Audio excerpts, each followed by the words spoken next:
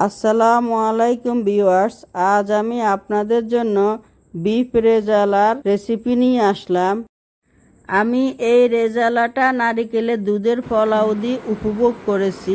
আমি পরবর্তী রেসিপিতে নারিকেলের দুধের পোলাওটা শেয়ার করব, আপনারা অপেক্ষায় থাকবেন।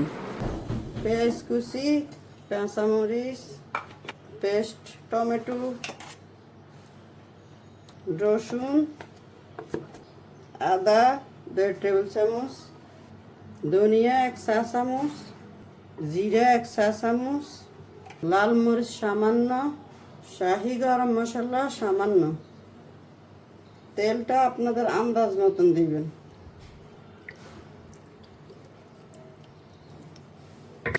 টক দইটা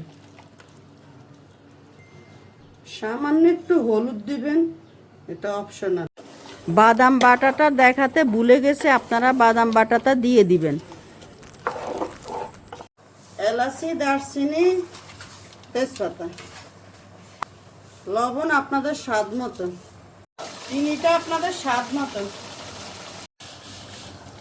একটু বেরেস্তা দিয়ে সাথে সাথে চুলাটা নিভিয়ে দিবেন।